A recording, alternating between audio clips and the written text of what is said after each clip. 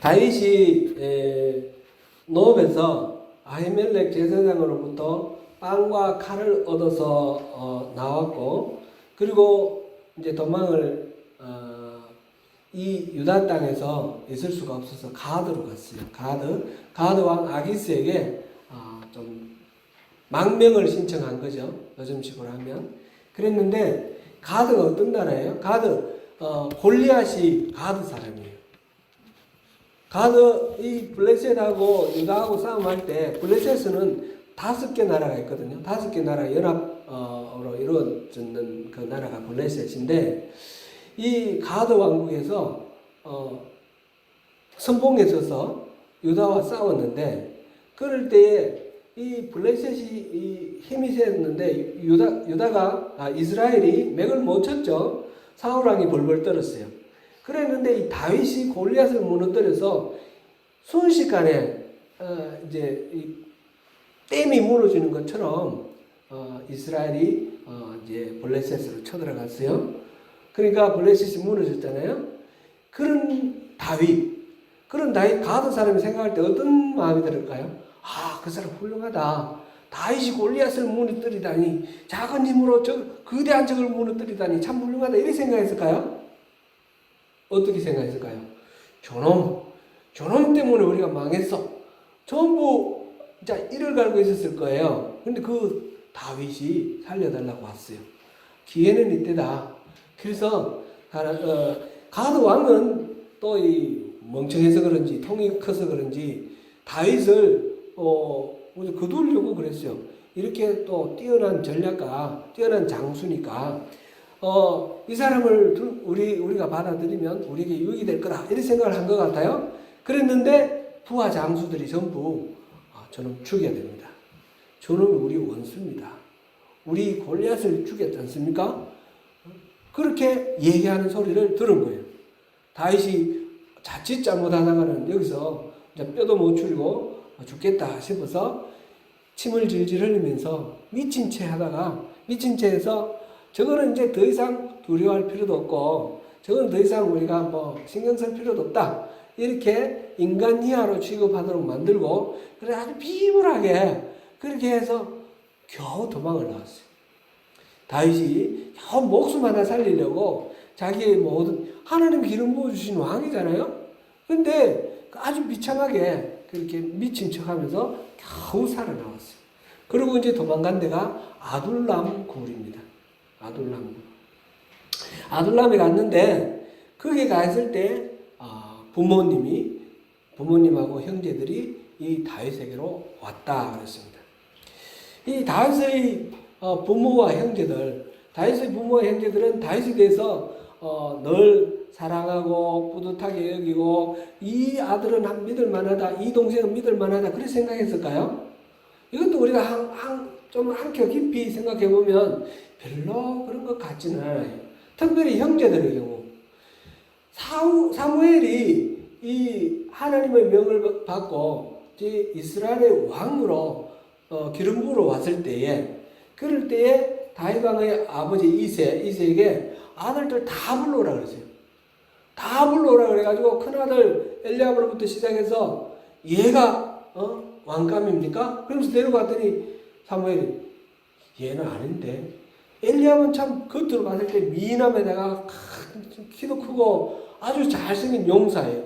근데 사무엘이 아니다 그랬어요. 퇴짜 맞은 거예요. 근데 엘리압이 얼마나 기분이 나빴겠어요? 그럼 두 번째도 아니다. 세 번째도 아니다. 7명이나 테스트 했는데 다 퇴짜 맞았어요.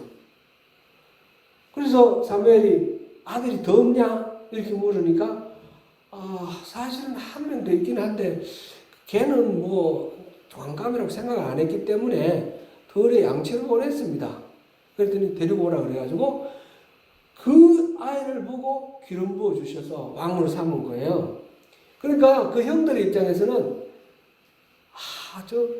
뭐 별 볼 일 없어 보이는, 뭐 이렇게 심리학자들이 성경을 해석하면서 뭐 여러 가지로 이야기를 하는데 정확한 건 아니지만, 다윗은 아마 뭐 혼외자거나 뭐 이런 좀 그 아들로서 떳떳하지 못한 부분이 있어서 천대받던 그 천덕꾸러기다. 그 집에서 천덕꾸러기였을 거다. 그런 이야기들을 많이 해요.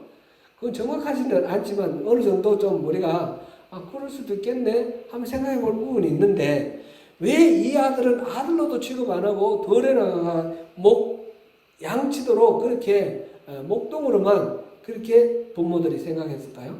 그 부모들이나 형들이나 그런데 이 다윗이 기름 부음을 받았어요. 그러니까 형들의 입장에서는 그놈이 밉고 불편한 그런 존재였을 거예요. 나중에 이 엘라 골짜기에서 블레셋과 이스라엘이 전쟁을 치고 있는데 형들은 군인으로 차출되어서 전쟁에 나갔어요. 다윗은 양치고 있었어요. 그랬는데 아버지가 그러니까 형들 전쟁 나갔는데 도시락 갖다 주라 그래서 도시락 가지고 심부름 갔었어요. 우리 지난번에 같이 봤죠? 그랬는데 심부름 온 이 동생을 형들이 뭐라고 했어요?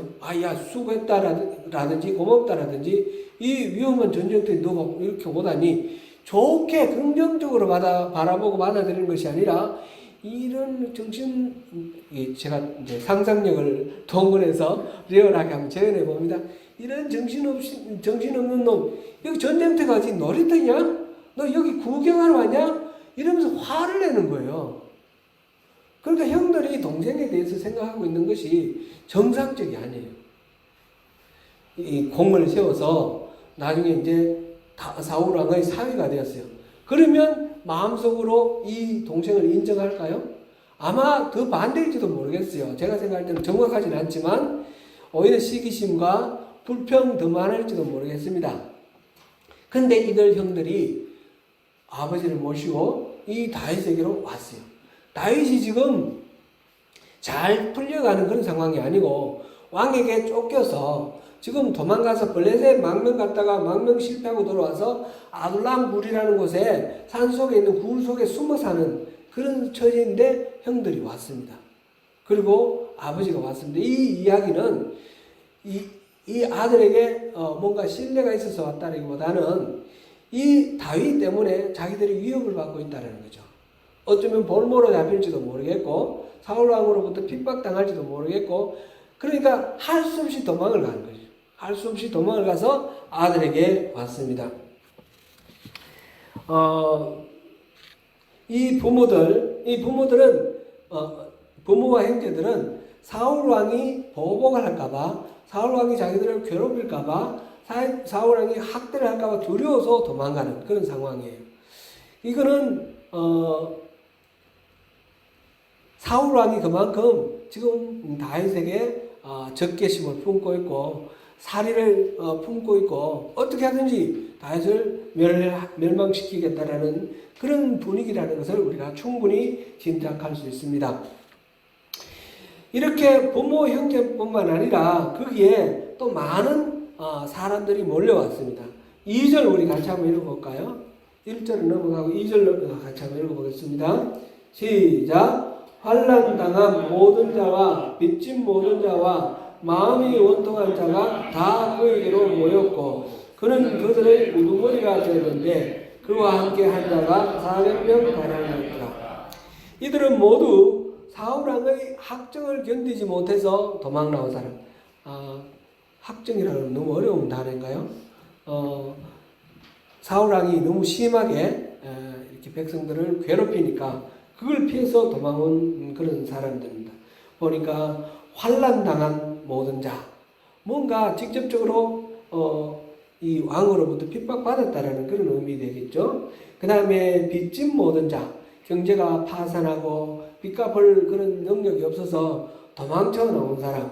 그 다음에 마음이 원통한 자, 뭔지 모르겠지만 억울함이 가득 차고 이웃 간에 이제 뭐 누명을 썼거나 뭐 무슨 일인지 하여튼 억울함이 가득한 사람, 그런 사람들이 다윗에게로 몰려왔어요. 자기 속한 공동체 속에서 편안하게 살 수 없는 사람, 말하자면 사회적인 소외자, 핍박받는 사람, 소외되는 사람, 이런 사람들이 전부 아둘람굴로 왔습니다. 사무엘이 정치에서 손을 떼고 사울에게 완전히 왕을 넘겨준 이후로 처음에 사울은 순전한 그런 사람이었지만 점차 하나님이 자기에게 기름 부어서 왕을 세우실 때에 하나님이 이 백성들을 섬기라 하는 그런 의무로 왕을 세우셨는데 그것을 잊어버리고 밑에서 전부 이제 떠받들고 하니까 점점 세상의 왕들과 똑같이 이 사울은 군림하는 왕이 되었습니다. 그래서 자기 마음대로 백성들을 징발해서 군인으로 쓰기도 하고 뭐 노역을 부리기도 하고 이러면서 마음대로 백성들을 다스리는 그런 사람이 됐습니다. 가장 전형적인 것이 다윗이 노업 땅에 어제 저녁에 우리가 본 그 내용에서 노업 땅에 있는 성소에 찾아가서 제사장 아히멜렉에게 그 빵과 칼을 받아갔어요. 그 소식을 도액이라는 사람으로부터 들은 사울 왕이 어떻게 리액션했습니까? 그 성소를 찾아가서 제사장들을 다 죽여버렸어요. 85명의 제사장을 죽였다 그랬어요. 그리고 그 높 성읍에 있는 사람들, 어린아이로부터 어른까지 사람들을 다 죽여버렸어요. 백성들을. 이게 무슨 생각인가 말이에요. 제사장은 누구입니까? 제사장은 하나님이 기름 부으셔서 하나님의 백성들이 죄를 지었을 때 하나님으로부터 용서받기 위해서 하나님에게 제사를 지내는 일을 담당하는 사람이에요. 제사장은 누구에게 주권이 있어요? 하나님께 주권이 있는 사람이에요. 하나님이 기름 부어준 사람이 제사장과 선지자와 왕이에요. 그럼 왕은 왕대로, 제사장은 제사장대로 하는 역할이 다른 거예요. 그런데 제사장을 죽여버렸다. 이 말은 무슨 말이에요? 자기가 이 모든 백성들의 주인이다 라는 얘기예요. 하나님의 주권을 부인하는 겁니다. 그래서 제사장도 다윗에 대해서 정보를 알았으면 당연히 나한테 보고를 해야지. 건방지게 마음대로 행동을 해? 그러면서 제사장을 죽여버린 거죠. 제사장을 자기 부하로 생각한 겁니다. 이렇게 안하무인격이고 또 무도한 이 권력, 이 권력으로 인해서 이렇게 무도한 권력 아래는 원한을 가지고 또 부당하게 피해를 입고 이런 억울한 사람들이 많기 마련입니다. 그런 사람들이 쫓겨간 다윗은 용사에다가 장군에다가 그런 사람인데 백성들의 입장에서 왕이 될 만한 왕감이다 이렇게 생각을 했죠. 기름 부은 거는 모르지만, 기름 부음 받은 거는 모르지만 그랬던 다윗, 자기가 공동체에서 소외되었으니까 다윗에게 가서 목숨을 건져보겠다 이렇게 몰려들었죠. 제가 초등학교 때 그 수호지라는 책을 읽었어요. 수호지 혹시 읽어보셨어요? 우리 청년들? 어른들 혹시 읽어보셨나요? 예, 수호지 되게 재밌어요. 삼국지, 수호지. 수호지에는 보면 양산박이라는 곳이 있는데 그곳이 소굴인데 중국 나라, 근데 송나라 시대예요. 중국 전체에 영웅 호걸들 108명의 영웅 호걸들이 몰려들어요. 그 사람들이 다 억울한 사정, 아주 애매한 그런 상황 속에서 그 자기 지역에서 살 수 없어서 도망 나와서 모여들어요. 그래서 산적이 됩니다. 그 중에는 호랑이와 직접 맞서서 싸워서 호랑이를 이기는 그런 힘센 사람, 그런 사람도 있고 아주 다양한 그런 용사들이에요. 무송, 그다음에 노지심, 이런 사람들, 송강. 나중에는 이 이야기가 요나라가 이제 송나라를 쳐들어왔을 때 요나라를 막기 위해서 이 산적들을 왕이 범한 모든 도둑질한 그 죄를 사면하고 군인으로 특채를 해서 그 요나를 막았다. 그런 이야기가 나오는데 어쨌든 그 양산박에 모인 108명의 호걸들, 저마다가 자기가 전국이 최고예요. 이런 사람들이 같이 모여 있으려고 그러면 너무너무 문제가 많죠. 맨날 싸우는 거죠. 맨날 싸우고 죽고 막 그러는 거예요. 그런 이 상처 입은 사람들이 모인 그 양산박 소굴과 같은 곳이 지금 아둘람 골짜기예요. 아둘람. 그게 상처 입은 사람들이 전부 모였으니까 항상 평화롭지가 않은 거죠. 작은 일에 쉽게 삐지고 오해하고 또 싸우고. 근데 이런 사람들이 나중에 보면 다윗이 왕이 되고 그 다음에 계속해서 승승장구해 나갈 때에 항상 기반이 되는 다윗의 기반 세력이 됩니다. 다윗의 지지자요. 이 400명 이 사람들이 중심이 돼서 점점 사람들이 세력이 불어나고 유다의 왕이 되고 이스라엘의 왕이 되고 이렇게 됩니다. 이런 도둑의 무리들, 말하자면 지금 다윗은 지금 산적이 되어 있습니다. 도둑의 무리. 나중에 그 세 번째 부인 아비가일을 얻는 과정 속에서도 보면 자기 지역을 지켜주는 거죠. 다른 도둑들이 오지 못하도록 지켜주는데 그 속에 나발이라는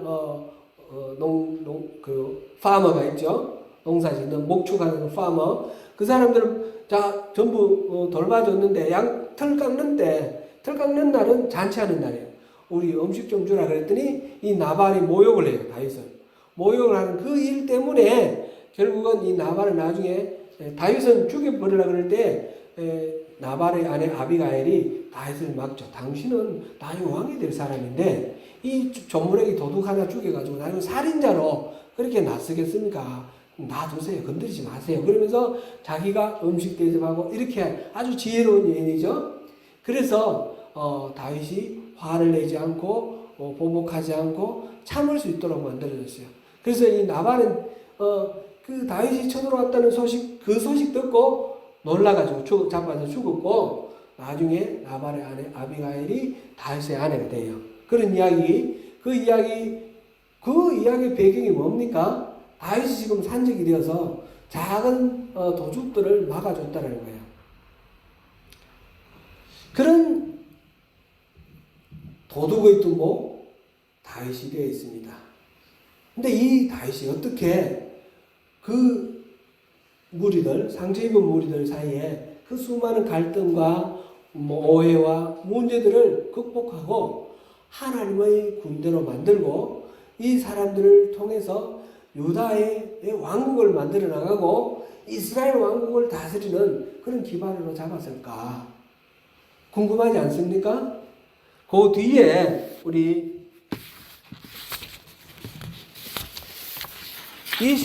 23장 1절부터 5절까지 우리 같이 한번 읽어보겠습니다. 시작. 사람들이 다윗에게 전하여 이르되 보소서 블레셋 사람이 그 일날을 쳐서 그 타작 마당을 탈취하리다 하니 이에 다윗이 여호와께 묻자와 이르되 내가 가서 이 블레셋 사람들을 치리이까? 여호와께서 다윗에게 이르시되 가서 블레셋 사람들을 치고 그 일날을 구원하라 하시니 다윗의 사람들이 그에게 이르되 보소서 우리가 유대에 있기도 두렵거든 하물며 그 일날에 가서 블레셋 사람들의 군대를 치는 일이리까 한지라. 다윗이 여호와께 다시 묻자온데 여호와께서 대답하여 이르시되 일어나 그 일나로 내려가라. 내가 블레셋 사람들을 내 손에 넘기리라 하신지라. 다윗과 그의 사람들이 그 일나로 가서 블레셋 사람들과 싸워 그들을 크게 쳐서 죽이고 그들의 가축을 끌어오니라. 다윗이 이와 같이 그 일나 주민을 구원하니라. 아멘. 이 당시에 다윗이 지금 있던 위치는 헤렛 수풀이라 그랬는데 그 부모님들을 모압에 좀 부탁해가 안전하게 좀 지켜달라고. 그래서 나중에 왕이 될 때까지 모압은 이 다윗의 왕들을 다윗의 부모들을 돌봐주게 됩니다. 그래서 그곳에 이제 다윗도 모압 땅에 망명한 상태로 있으려고 그랬더니 갓이라는 선지자를 통해 하나님 말씀하시기를 유다 땅으로 들어가라.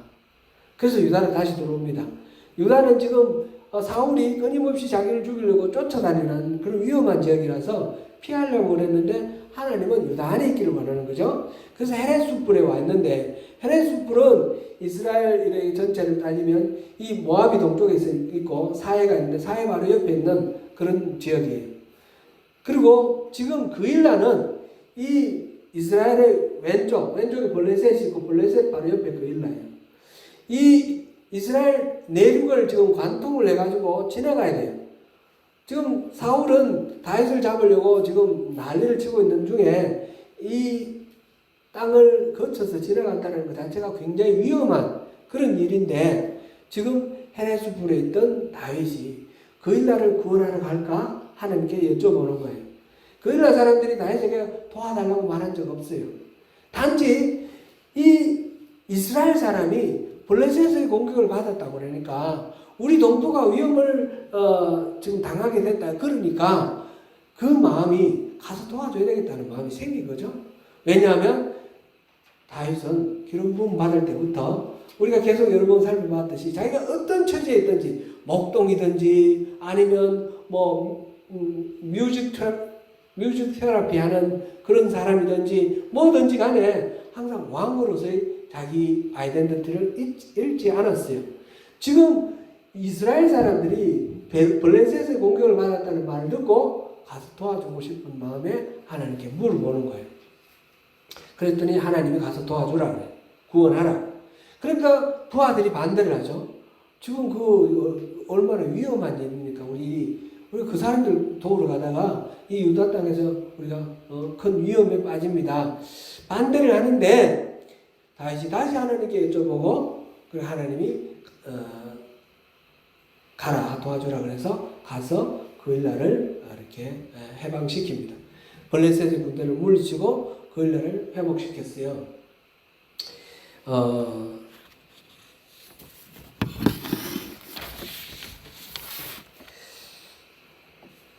여기에 우리가 주목할 중요한 게 있죠. 항상 다윗이 여호와께 묻자와 이르되 하나님께 여쭤봤다라는 거죠. 그 일라에서 구하러 갈까요? 뭐 가지 말까요? 나중에 이제 사울이 다윗이 그 일라를 도와주고 그 일라에 있다는 소리를 듣고 사울이 또 군대를 이끌고 그 일라를 온다는 소리를 들었어요. 그랬을 때 다윗이 또다시 하나님께 여쭤봅니다. 우리가 그 일라에서 지킬까요? 그러면 그 일라 사람들이 우리를 도와서 같이 사울과 맛을 마셔줄까요? 그랬더니 하나님이 아니다. 저 사람들은 사울 편에 쓸 테니까 그 일라 사람들을 의지하지 마라. 그래서 그 일라를 버리고 다시 다윗은 도망을 가죠. 이 모든 과정에서 스스로 판단하고 이 부하들에게 의견을 듣고 하지만 가장 중요한 판단의 근거를 하나님께 여쭤보고 하나님이 지시하신 대로 그렇게 행동을 하더라는 겁니다. 이것이 전형적인 것이고 다윗은 일평생 늘 하나님을 바라봤습니다. 하나님을 바라보는 것을 잃어버린 순간에 바세바를 범하는 그런 죄를 저질렀습니다. 다윗은 항상 자기의 판단에 앞서서 하나님께 여쭤봤다는 것입니다. 그렇기 때문에 이 산적들, 상처 입은 수많은 사람들이 모인 이 산적들물이 400명을 가지고 이스라엘의 왕이 될 때까지 계속해서 이렇게 성장해 나가는 그 원동력이 바로 거기에 있었다라는 것을 우리가 생각할 수 있습니다. 성경에서 이 광야가 굉장히 중요한 그런 장소가 됩니다. 모세는 광야에서 40년 동안 이 출애굽한 이스라엘 백성들을 통해서 하나님께서 어떻게 이 세상을 다스리시는지 그것을 알았습니다.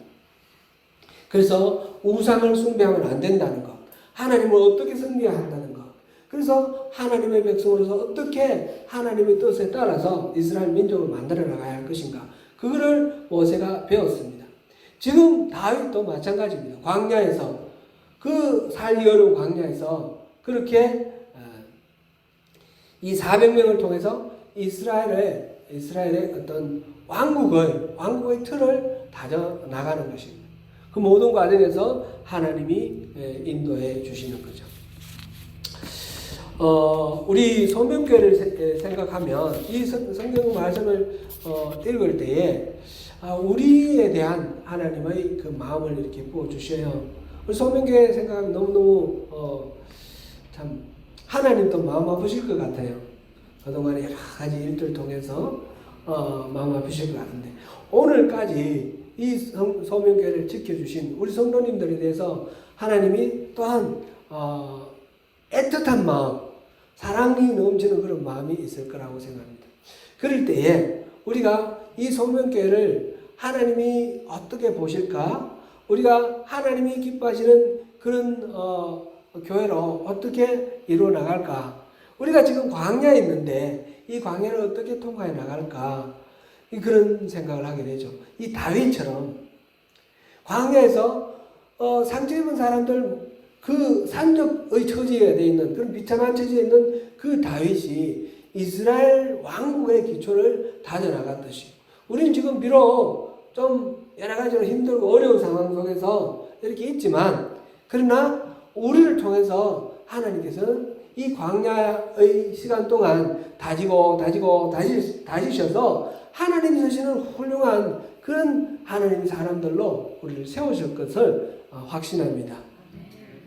그 과정에서 이 광야를 통과하는 과정에서 어떤 사람은 광야 속에서 계속 피폐해져 가지고 망한 사람들이 많습니다. 이 광야에서 계속해서 하나님 뜻을 듣고 순종하는 가운데 하나님 사람은 굳건하게 선 사람도 많습니다. 광야를 통과한다고 해서 그 결과가 같아지는 것이 아닙니다.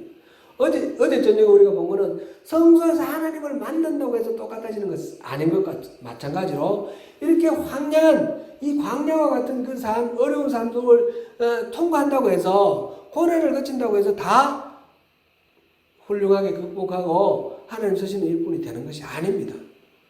어떻게 통과하느냐가 중요한 겁니다. 다윗처럼 항상 하나님의 말씀을 물어보고 하나님의 말씀 응답을 받들고 순종하는 그런 삶이 이 결정적인 기준이 되는 것입니다. 지금 다윗이 하나님 말씀 듣는데 부하들이 막 말렸어요. 말렸는데 다윗은 그대로 관찰해 나갔습니다. 이거 잘못하면 독재가 되는 거죠. 그래서 하나님 말씀이다 그러고 그냥 밀고 나가는 그런 것으로 인해서 성도들을 상처 입히고 자기 멋대로 하는 그런 목회자들도 많습니다. 그렇게 하라는 말씀일까요? 그건 아니죠. 그럼 성도들의 말씀 잘 들어야 된다. 그럼 성도들의 말씀 잘 들어가지고 이렇게 하다 보면 하나님의 말씀을 잃어버릴 수도 있어요. 사울왕은 어땠습니까? 하나님의 말씀을 거역하고 다 진멸하라 그랬는데 살찐 소와 양들을 따로 앉혀놨어요. 그럼 왜 그랬냐 그랬더니 제사 지내려고 그랬다 그랬어요. 그래 하나님의 그 징계하심을 말했을 때 사울의 반응은 뭐였습니까? 나 마지막에 제사 좀 지내게 해달라고 그랬어요. 사무엘에게. 그 이유가 뭡니까? 사람들 보는 앞에서 나는 하나님 섬기는 사람이다라는 걸 좀 이렇게 보여주려고. 하나님 앞에서 내가 하나님 섬깁니다가 아니고 사람들 비위 맞추려고. 그래서 제사 좀 지내게 해달라고 그렇게 얘기를 합니다. 이게 똑같은 경우를 가지고 극단적으로 반대로 우리가 해석할 수가 있는 그런 여지가 있습니다. 그러면 하나님께 여쭤보고 하나님이 무슨 말씀하실 때 무조건 순종해야 됩니까? 무조건 반대해야 됩니까? 이렇게 말할 수도 없는 거고요. 어떻게 해야 되나? 이게 정말 쉽지 않은 그런 우리 선택인데 결론은 아주 단순하지만 그 결론으로 이끌어가는 우리 삶은 굉장히 어렵다라는 거죠. 무조건 하나님 뜻을 순종해야 되지만 그 과정에서 누구도 그것을 배제되거나 배척당하거나 상처 입거나 그러지 않도록 해야 되는 거죠. 저는 하정숙 목사님에게 이 특강에 대해서 제가 어떤 부탁도 하지 않았습니다. 제가 어떤 부탁했나요? 주제를 말씀드렸나요? 안 했죠? 무슨 내용을 해달라고 말씀드렸나요? 안 했어요. 그죠? 우리가 같이 가는데 좋은 말씀해 주십시오. 우리 공동체가 살아날 수 있는 좋은 말씀해 주십시오. 그것만 제가 부탁드렸어요. 그랬는데 이 말씀이 너무너무 제가 하고 싶은 말씀을 해주신 거예요. 제가 여러분들과 여러 차례 소그룹을 하자고 그런 말씀을 드렸어요. 근데 아직도 못하고 있어요. 아직도 못하고 있는 그 이유는 제가 이게 답이라고 해서 일방적으로 끌고 나가서 여러분들 우리 성도님들에게 상처를 드리고 싶지 않다는 말씀입니다. 그렇다고 해서 이게 답인 줄 알면서 그냥 그대로 갈 수는 없는 그런 마음에서 하자고 말씀드리면서 어떻게 하면 우리가 모두 다가 긍정하면서 이렇게 갈 수 있을까 그런 마음을 지금 가지고 기도하면서 그렇게 지내왔습니다. 제가 일전에 한사랑교회에 있을 때 이야기를 말씀을 드리면서 제가 한사랑교회에서 실패를 했다 이런 말씀을 드렸어요. 실패를 한 게 뭔가 하면 우리 한사랑교회에서 지금 비교적 다른 데 비하면 잘하고 있어요. 한사랑교회가 제가 나오고 난 뒤에 어려움이 있고 우리 저하고 같이 동역하셨던 안 목사님이 나가시고 그 다음에 김광도 목사가 지금 있는데 그 어려운 위기를 잘 극복하고 지금 아름답게 자리를 잡고 있는데 그 중요한 어떤 동기 힘 중에 하나가 이 소그룹이에요. 가정교회 이거를 한사람께서 했는데 그런데 실패라고 말씀드리는 것은 뭐냐면 그 과정 속에서 100% 지금도 100% 성공이라고는 볼 수가 없는 부분이 있는 거죠. 목자들과 이 목사 사이에 신뢰가 온전히 구축되지 못했어요. 그래서 목자들이 어떤 불평을 하셨는가 하면 목사님 두 사람이 자기들 편하려고 모든 일들을 우리 목자들에게 다 떠넘기고 그래서 우리 목자들이 너무너무 고생한다는 거예요. 이제 그거를 이 교회가 참으로 성경다운 교회, 정말 살아있는 교회를 통해서 우리 모든 성도들이 살릴 수 있는 길이 이거다. 이 말씀을 온전하게 받아들이지 않고 목사들이 편하려고 우리에게 떠넘겼다 이렇게 생각을 하시는 분들이 계셔서 그런 상태에서는 온전하게 성공할 수가 없는 거예요. 그래서 떠나가신 분들도 목자들 중에 떠나가신 분들 있고 이렇게 지치고 이렇게 내려놓으신 분도 있고 그 신뢰 관계를 온전하게 이루지 못한 것 그것이 저는 실패라고 생각하고 그래서 저는 여기 와서 우리 성도님들 지금 몇 분 안 계시지만 우리 성도님들이 다 목자감이거든요. 너무너무 믿음도 좋으시고 성경도 잘 섬기시고 파워풀하신데 다 목자로 이렇게 세월 많으신 분들인데 저와 우리 성도님들 간에 온전한 신뢰관계가 이루어졌다라는 확신이 안 들기 때문에 기다리는 거예요. 제가 뭐라 하더라도 믿어주시고 같이 나갈 수 있을 때까지 기다리고 있습니다. 그러면서 무조건 만냥 기다릴 수는 없으니까 제가 이번 수련회를 통해서 한 가지 여러분들에게 공표를 하고자 했던 것이 하나가 있는데 그것은 제가 지난번에 딜리트를 소개를 해드렸죠. 지금 우리 교회가 살기 위해서 우리가 선택해야 될 것은 소그룹인데 소그룹을 살리기 위해서 좀 딜리트를 할 것이 없는가 생각해 봤어요. 왜냐하면 여러분들 다 일하시고 너무 힘드신 가운데 이렇게 또 소그룹으로 모이는 것 자체가 너무 쉽지 않기 때문에 그래서 제가 기도하면서 나름대로 이제 얻은 결론은 수요 예배를 이제 소그룹으로 바꿔야겠다 그런 생각입니다. 주일 예배하고 수요 예배하고 금요 철야하고 이렇게 하는 게 한국 예배의 전통적인 그런 건데 우리가 여기서 꼭 그런 걸 고집하기보다 더 중요한 것을 얻기 위해서 또 양보할 부분 양보해야 되겠다 그런 생각을 하면서 올해는 당장 전면적으로 실시할 수 없지만 올해는 제가 좀 또 과도기로 지금 남은 기간 동안은 수요일 날 예배 시간을 짧게 제가 설교를 짧게 하고 그 다음에 그 자리에서 분반을 해서 소그룹 활동을 하면서 우리가 이 소그룹에 대해서 조금 생각을 좀 정리를 하고 이 소그룹의 어떤 파워를 경험하면서 내년쯤에는 이 소그룹으로 본격적으로 가면 좋겠다 그런 생각이에요. 저는 생각에 교회가 이렇게 모여가지고 주일날 우리 하 목사님도 아까 그런 말씀해 주셨는데 우리 주일 예배하는 이것으로 우리 신앙생활은 충분하지 않다라고 생각합니다. 우리가 삶의 현장에서 말씀대로 살아가는 것이 약간 힘들고 어려운 것이 아닙니다.